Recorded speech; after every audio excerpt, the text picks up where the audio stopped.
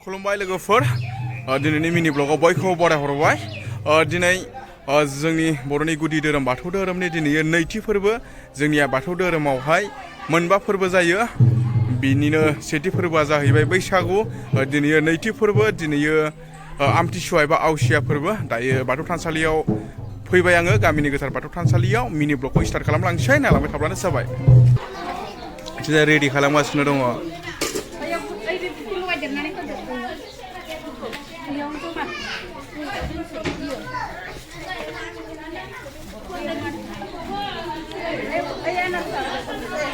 थाइजौ खान्थाल जानोसै आरोना दायो ज'नो रायजो राजा मोखां नायलायलाय लोगोफोर बर'नि गोदान बोसोरनिफ्राय लानानै दायो जोंनिया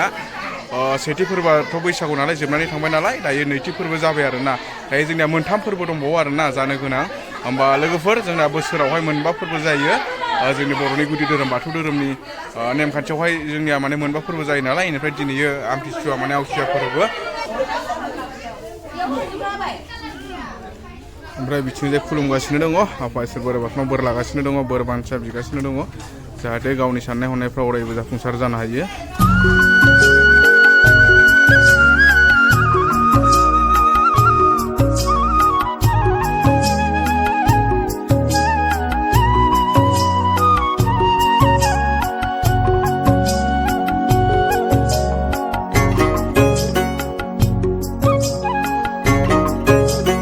लोगोफोर दिनैनि मिनि ब्लगा बेखिनियानोमोन सोरबा जुदि चेनेलाव गोदान फैदोंब्ला चेनेलखौ साबस्क्राइब खालामना लानो हागोन होमबा एसेनोसै गोजोन्थों जय बर' हारिनि